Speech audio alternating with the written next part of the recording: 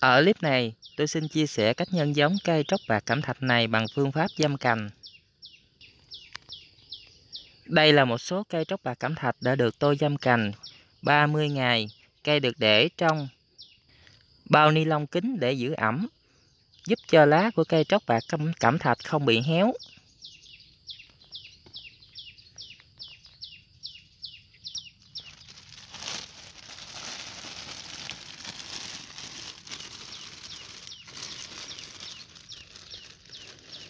Thông thường thì đối với cây tróc bạc cẩm thạch, sau khi giâm cành khoảng 30 ngày thì cây sẽ phát triển rễ.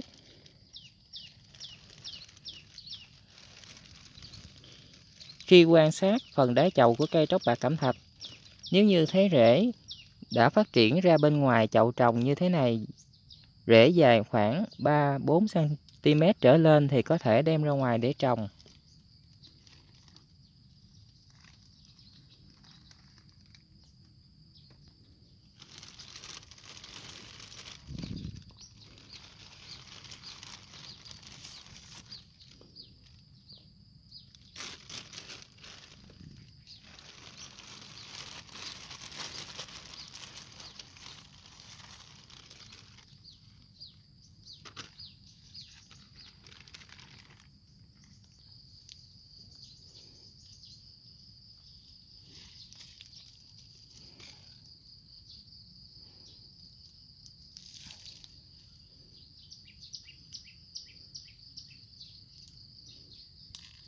Đây là bộ rễ của cây tróc bạc cẩm thạch sau 30 ngày giâm cành.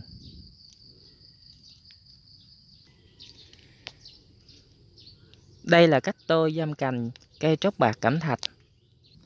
Trước khi giâm cành, tôi sẽ sử dụng betadine để sát khuẩn dụng cụ cắt tỉa.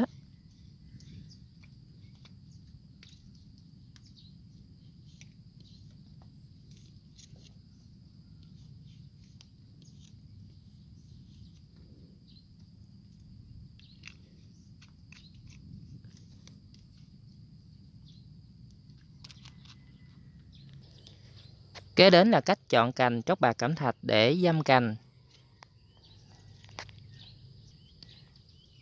Thông thường thì tôi sẽ chọn những cành tróc bạc cẩm thạch đã phát triển rễ khí sinh như thế này.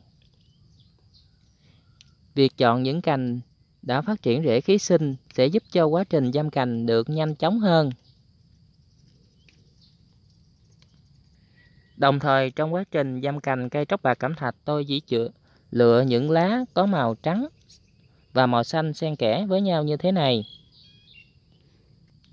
Việc này sẽ giúp cho cây tróc bạc cẩm thạch sau khi giâm cành sẽ phát triển được bộ lá đẹp. Nếu như chọn những cành chỉ có lá toàn màu xanh để giâm thì sau khi cây đã phát triển rễ, những lá non mới mọc lên gần như không có màu trắng.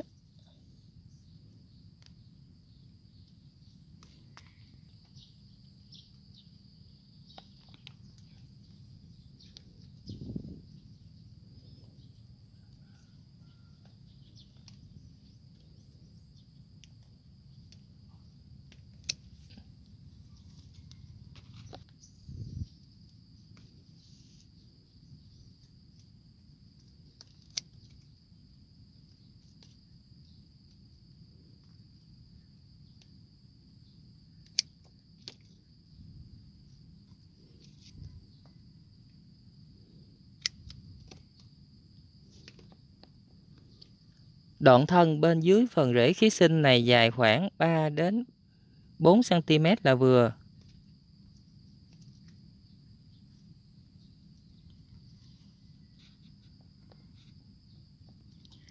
Trong quá trình giâm cành cây tróc bạc cẩm thạch thì việc chọn những đoạn cành có phần thân màu xanh xen lẫn với những sọc màu trắng như thế này sẽ đảm bảo cho lá non mới mọc lên sẽ có màu cẩm thạch.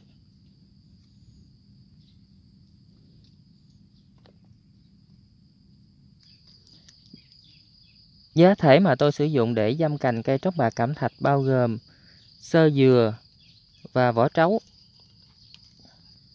Tỷ lệ trộn là 70% xơ dừa và 30% là vỏ trấu.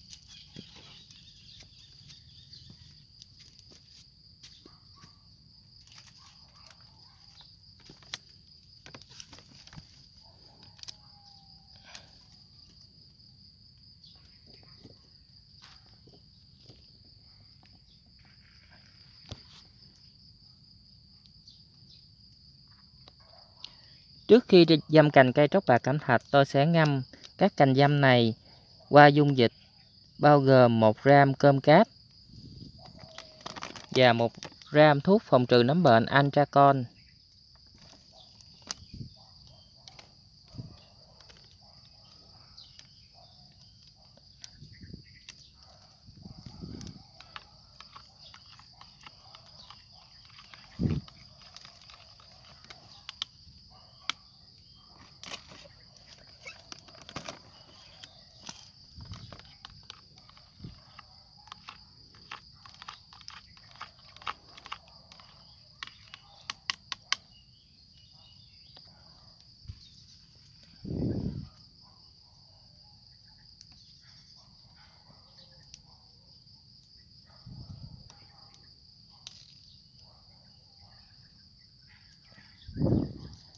Việc ngâm cành dăm trước khi dăm cành như thế này sẽ giúp cho những cành dăm này hạn chế được nấm bệnh, đặc biệt là bệnh thối nhũng có thể làm hư cành dăm và hỗ trợ cho sự phát triển rễ của cây được tốt hơn.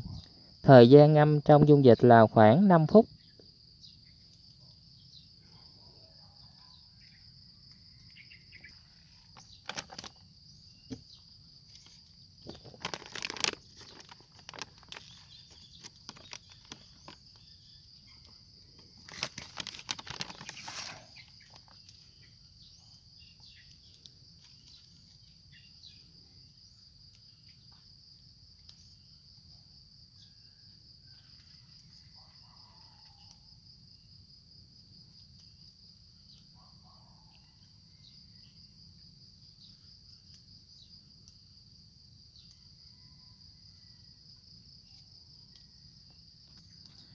Chậu dùng để dăm cành cây tróc bạc cẩm thạch là chậu nhỏ có đường kính miệng khoảng 10 cm và phần đáy chậu có rất nhiều lỗ thoát nước.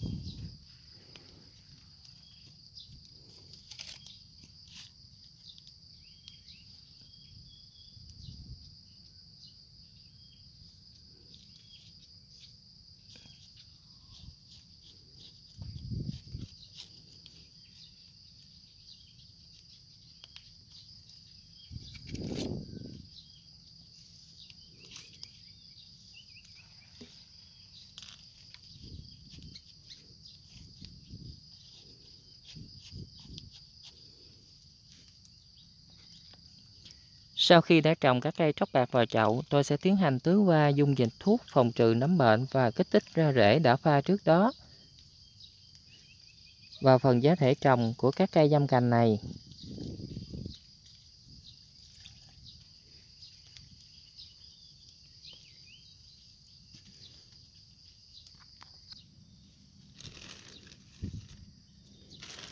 Kế đến thì những cây tróc bạc cẩm thạch sau khi dăm cành sẽ được đặt vào trong bao ni lông kín như thế này. Bao ni lông sẽ giữ ẩm cho phần lá của cây tróc bạc cẩm thạch này không bị khô héo trong quá trình cây phát triển rễ.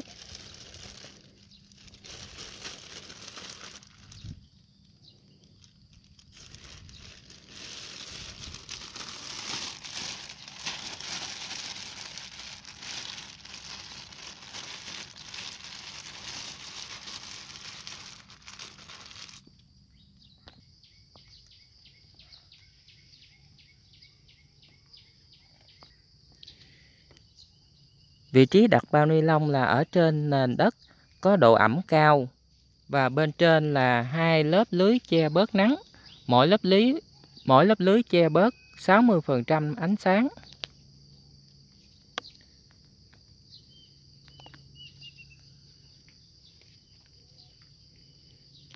Trên đây là toàn bộ quá trình tôi dăm cành cây tróc bạc cẩm thạch tại nhà. Hy vọng thông qua clip các anh chị sẽ có thêm nhiều cây tróc bạc cẩm thạch để trồng